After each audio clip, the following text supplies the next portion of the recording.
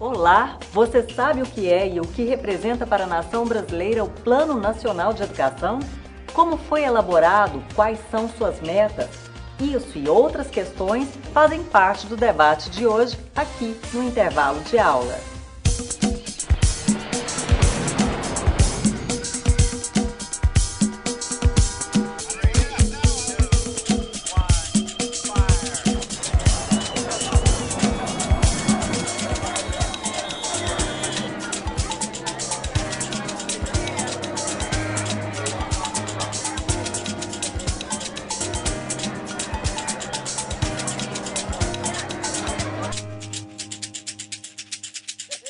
Olá, seja bem-vinda e bem-vinda ao intervalo de aula, que hoje debate o Plano Nacional de Educação, PNE. Para isso, contamos com a participação dos professores José Geraldo de Santana, professora Clélia Craveiro e professora Iria Brzezinski. Para iniciarmos, eles explicam o que é o PNE, como se deu a elaboração do seu texto aprovado recentemente na Câmara e o que ele representa para a nação brasileira.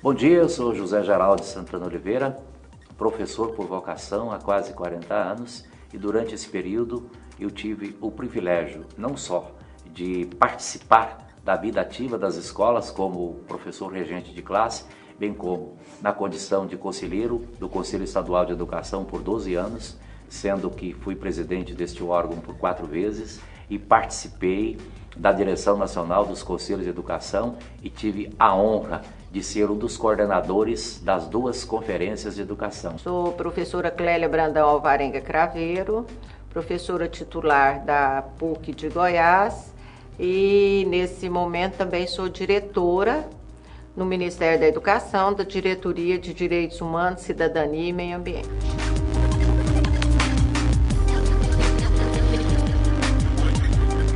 Hoje nós vamos falar de Plano Nacional de Educação. O que é o Plano Nacional de Educação? Ele é, por assim dizer, a Constituição da educação. Ele é determinado de forma obrigatória pelo artigo 214 da Constituição da República Federativa do Brasil.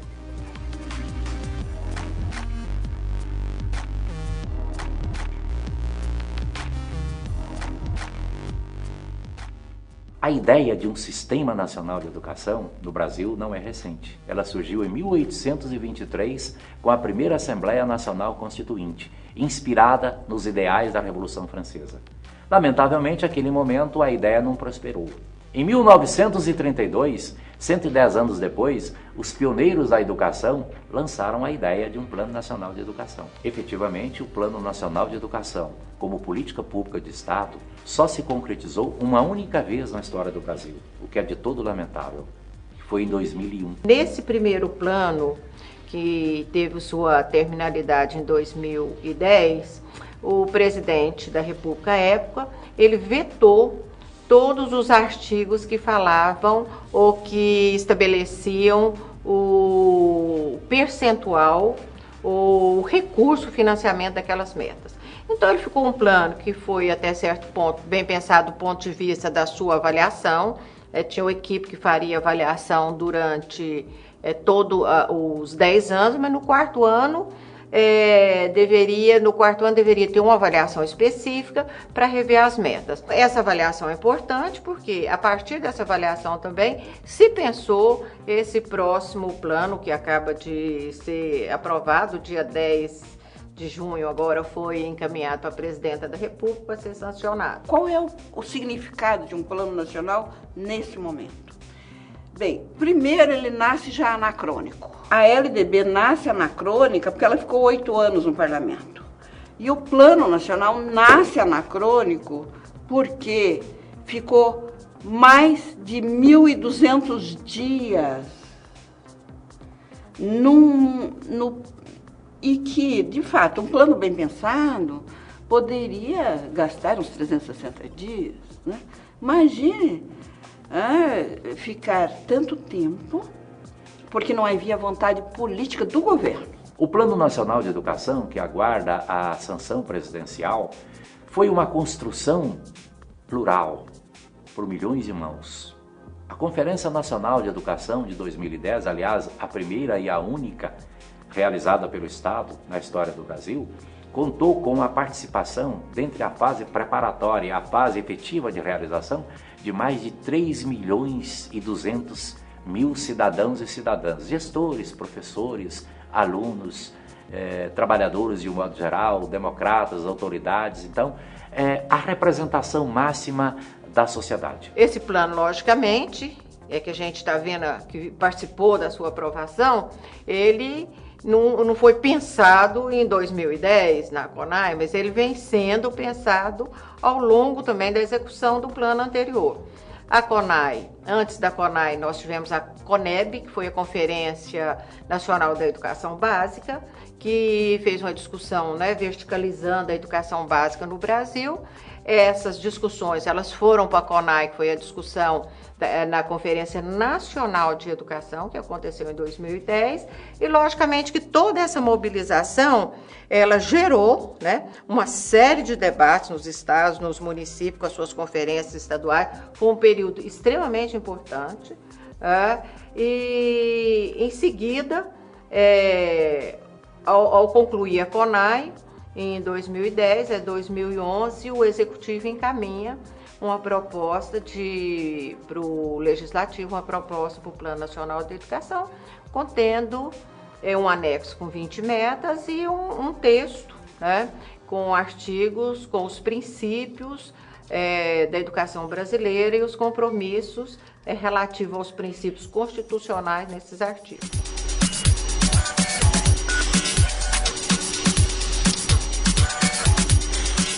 É claro que o projeto de lei 8.035, que foi encaminhado pelo então presidente Lula ao Congresso Nacional aos 15 de dezembro de 2010, não guardava muita sintonia com aquilo que foi aprovado na CONAI. A CONAI aprovou diretrizes e metas ousadas para a educação brasileira para que ela possa cumprir a sua finalidade. E qual foi o principal entrave? O financiamento. Vejam como a vida é irônica. O único Plano Nacional de Educação de Estado aprovado, estabelecia no seu artigo 7º que 7% do Produto Interno Bruto Brasileiro, PIB, seriam destinados à educação. O governo Fernando Henrique vetou esse artigo. O governo Lula sentou-se no veto, deixou o plano escoar-se sem que houvesse um financiamento vinculado ao PIB. Nós estamos lutando desde 2001 por 10% já do PIB. O que nós conseguimos num acordo? 5,3%, não sabemos se no sexto ano nós vamos ter 7%, no quinto, sexto, e não temos certeza que chegaremos a 10% quando terminar a década desse plano. O projeto de lei 8.035 de 2010 previa 7% para 2020. Tem alguma coisa errada. Se 7% eram necessários em 2001, por que só a partir de 2020? Então, este foi o grande debate que se travou no Congresso Nacional. A Emenda Constitucional 59, ela alterou não só ampliando a obrigatoriedade da educação básica, que passou a ser dos 4 aos 17 anos, mas ela também já trouxe a importância do Plano Nacional de Educação como um eixo do Sistema Nacional de Educação. Então, ele é importante do ponto de vista do sistema, ele é importante do ponto de vista da articulação União, Estados e Municípios, e ele é o documento, que apresenta orientações e o norte para a realização de todas as políticas de educação.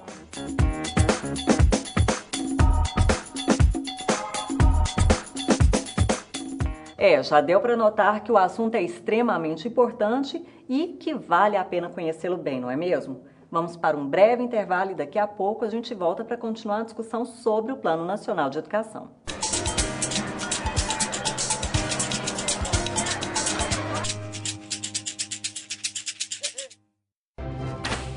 Noticiar, anunciar, ensinar, contabilizar, administrar, construir, cuidar do corpo, valorizar a vida, preservar as riquezas naturais. Escolha um dos cursos da Faculdade Araguaia e faça toda a diferença. Faculdade Araguaia, cuidando de sua natureza. Vista em sua carreira profissional, seja um especialista. Faça um dos cursos de pós-graduação da Faculdade Araguaia. Análise e gestão ambiental, docência universitária, psicopedagogia, comunicação e marketing, Libras e Braille, engenharia de segurança do trabalho e fisiologia do exercício. Início imediato. Valorize o seu conhecimento. Faculdade Araguaia, cuidando de sua natureza.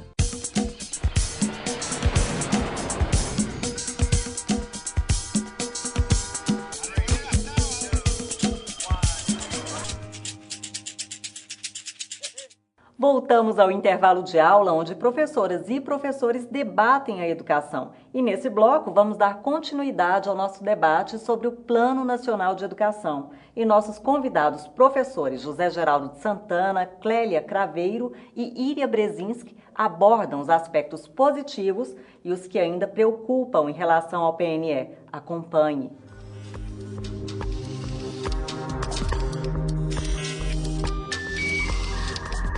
Todo plano, ele acaba sendo limitado do ponto de vista da utopia, né? A gente quer chegar lá. O plano, ele é um projeto, né, para a gente chegar a esse ponto, mas à medida que você chega perto desse ponto, você já quer você já tem outras ideias, né? Já tem outras necessidades, você vai, quer dizer, não é estático.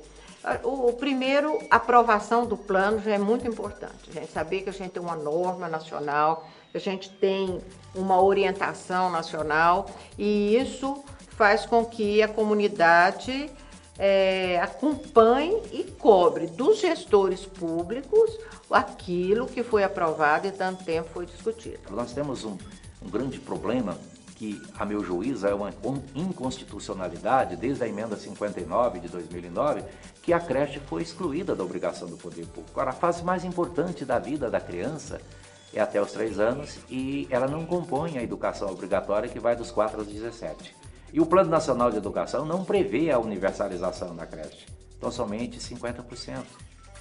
Nós temos as metas estabelecidas para a valorização dos profissionais da educação escolar, que são metas, além de tímidas, chegar ao salário médio dos profissionais com o mesmo nível, isso não atende às necessidades e às determinações constitucionais, são metas que se dirigem aos professores das escolas públicas, como se a educação privada não compusesse o Sistema Nacional de Educação, como se ela não tivesse as mesmas responsabilidades da escola pública, com exceção, claro, da contratação por concurso público, da gratuidade e da eleição de diretores, porque as escolas particulares são empresas, mas elas se obrigam a todas as demais regras. E esses aspectos, lamentavelmente, ainda não foram abordados. Nós temos um documento final da Conferência Nacional de Educação de 2010.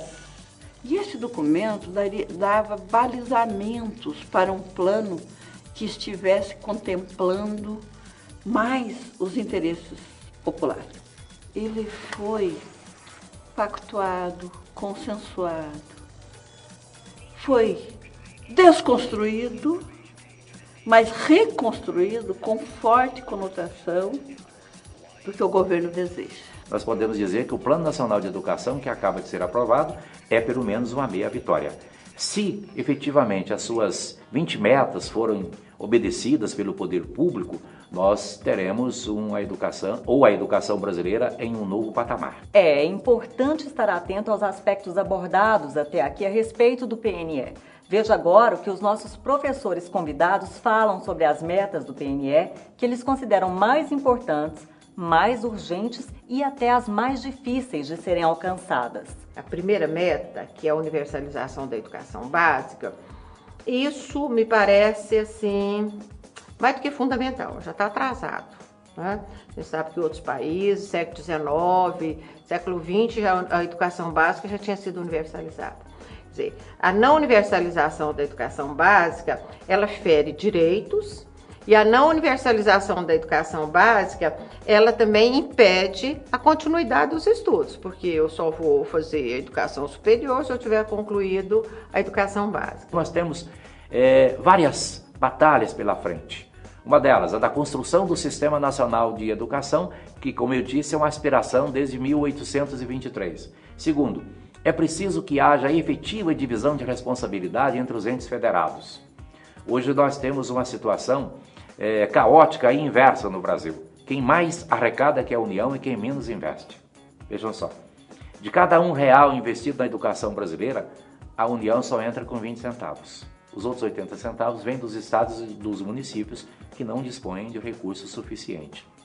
Então nós precisamos garantir essa divisão de responsabilidade, dar efetividade ao percentual de 10% do PIB e ao cumprimento de todas as outras metas. As associações científicas lutaram muito para que nesse plano nós conquistássemos um subsistema de formação e de valorização do profissional da educação que contemple, em primeiro lugar, formação inicial e continuada de qualidade, preferencialmente na universidade, feito na universidade, e associe a valorização dos planos de cargos e salários, associe as condições dignas de trabalho, porque não é o salário que tanto dignifica a profissão.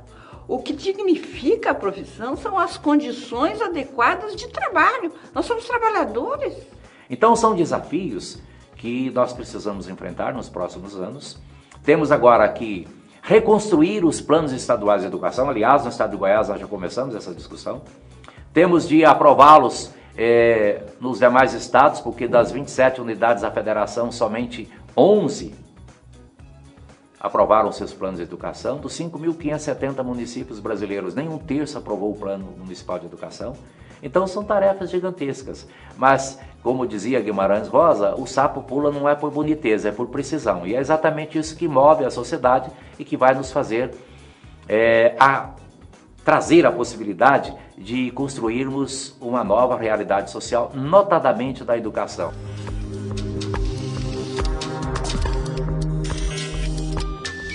É isso aí. Para quem ligou a TV agora, nós estamos discutindo o Plano Nacional de Educação. Vamos para um breve intervalo, mas voltamos daqui a pouco para continuar tratando esse assunto de extrema importância para a educação brasileira.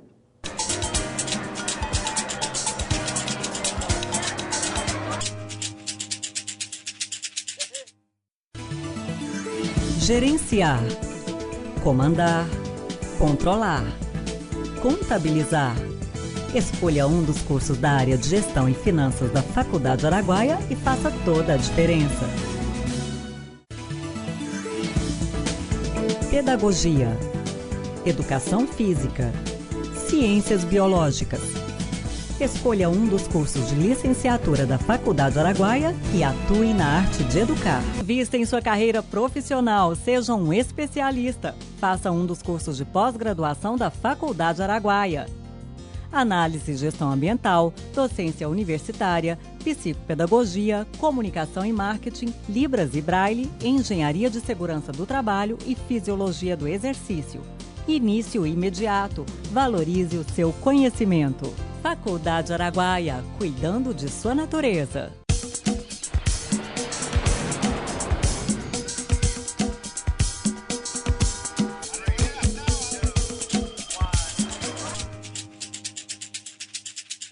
Estamos de volta ao intervalo de aula, espaço em que professoras e professores debatem educação.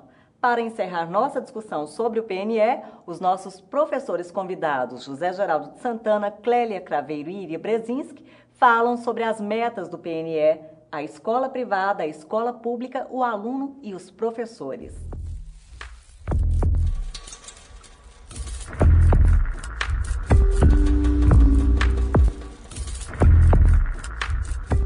Uma importantíssima é a cobertura total da gratuidade para o ensino das crianças de 0 a 3 anos. Houve uma pequena conquista, mas é para já. Sabe quando? É uma meta que ela está escalonada. Então existe um percentual no 5º ano, mas só em 2024 nós vamos ver as nossas crianças com direito à educação na creche gratuita. Nós precisamos, como professores, professoras, precisamos de nos organizar do ponto de vista de assegurar, né, uma formação inicial e continuada para todos os professores e professoras, que a gente chama de valorização do magistério, né? Mais do que a implantação do piso salarial, porque em termos comparativos, a carga, o salário base do professor, ele é muito inferior de outros profissionais, né? E resguardar também condições de trabalho. Você precisa de ter uma escola com o mínimo, né, de condição, não só para o professor trabalhar, mas a condição da aprendizagem também. A escola ou a educação não é entendida de forma sistêmica, nem pelo legislador e nem mesmo ainda por considerável parcela da sociedade.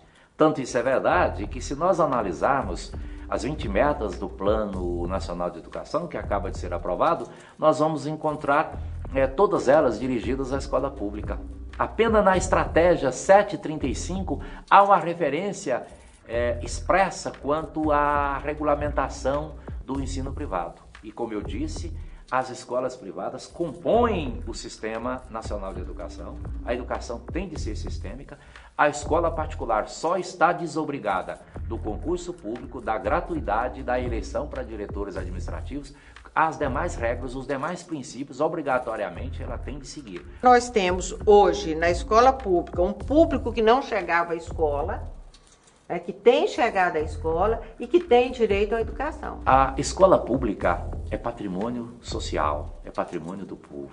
Ela tem de ser resgatada. É claro que a educação hoje está num estágio muito melhor do que esteve até a Constituição de 1988, mas ela ainda não alcançou um padrão sequer razoável. Nós agradecemos os nossos professores convidados que enriqueceram o debate sobre o PNE, mas que esse debate não se encerre, que tudo que foi abordado aqui seja uma chama para o cumprimento das 20 metas que constam no documento e um norte para uma educação de qualidade, emancipadora, como bem pensou o grande filósofo da educação brasileira, Paulo Freire. Vamos agora para o quadro Infância na Retina. Esse quadro da professora doutora Glaci Roure vai além de uma indicação de filme para uso em sala de aula. A proposta é pensar a infância para além do tempo de brincadeira, do tempo feliz, como propõe a infância moderna.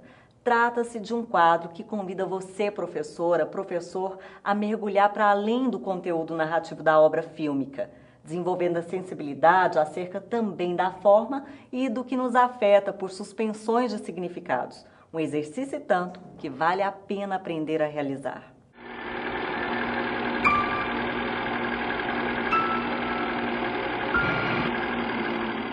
Hoje nós vamos apresentar uma animação que se chama Coraline.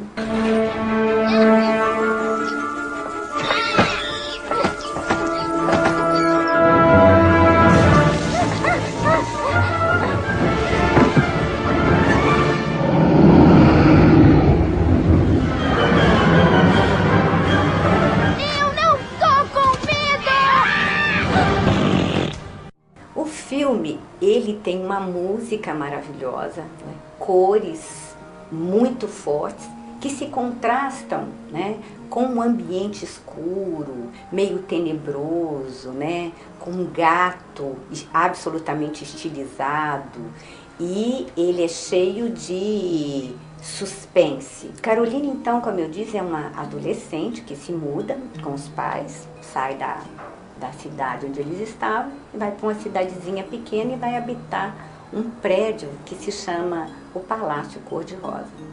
Quando ela chega lá, ela fica sabendo do desaparecimento de crianças, não é? E isso, não é? Essa cena já vai começar a montar aí um certo enredo do que teria acontecido com essas crianças que desapareceram nesse Palácio Cor-de-Rosa.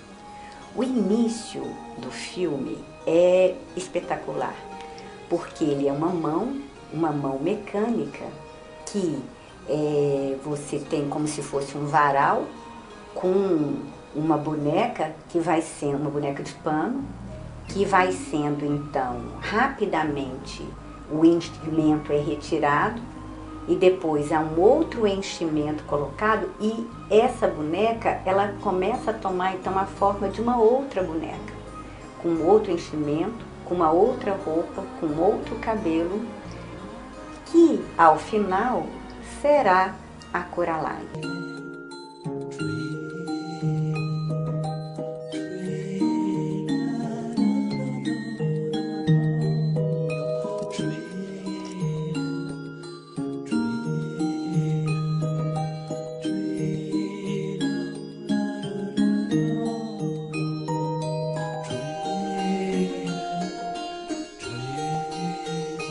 Nesse filme é a mãe que comanda, nesse filme é a mãe que dá a direção, não é? Os pais de Coraline são pais, então, que trabalham muito, o pai está no computador e é uma menina que está achando tudo assim horrível, porque os pais não dão atenção, porque a comida não é gostosa, porque são pais, o pai ocupado com o computador e a mãe fazendo compras e também não ocupada com ela. Até que uma noite, Coraline encontra uma chave e encontra uma portinha. E ela sai e ela percorre esse túnel, né? A gente podia pensar aí na possibilidade da travessia, não é? Ela vai se haver com outros pais e ela vai chegar num outro lugar que é a mesma casa, que são os mesmos pais, só que há uma grande diferença. No lugar de olhos, os pais apresentam botões. Mãe? Chegou na horinha do jantar, querida. Você não é minha mãe. Minha mãe não tem... Botões? Gostou? Eu sou sua outra mãe, Tolinha. Deve estar pensando que esse mundo é um sonho que virou realidade. O meu nome? Mas está enganada. Você gosta daqui, não é, Coraline? Você poderia ficar aqui para sempre. E eles vão mostrar a Coraline um mundo maravilhoso, um mundo onde todos os seus desejos serão satisfeitos. Ela ganha um presente, né? E esse presente significa substituir os seus olhos por botões. Só tem uma coisinha de nada que precisamos fazer. O preto é clássico. Nos ajuda a pensar, né? Se nós trouxermos da psicanálise a referência ao olhar, não é? O olhar como sendo mais do que o simples enxergar, o olhar como a possibilidade, não é? De se colocar face ao outro. Olhar aí na psicanálise, a gente pode pensar ele de diversas maneiras, não é?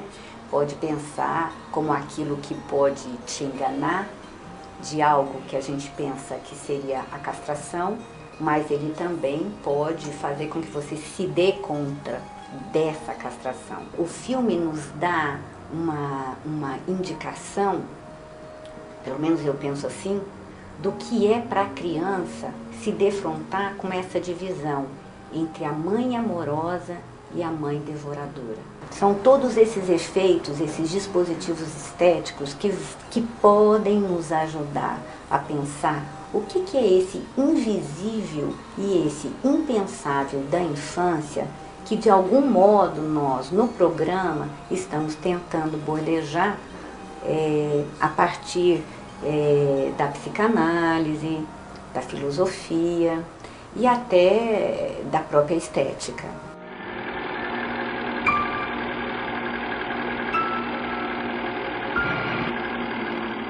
Muito legal, hein? Mas, infelizmente, o intervalo de aula de hoje fica por aqui. Nós voltamos no próximo domingo. Até lá!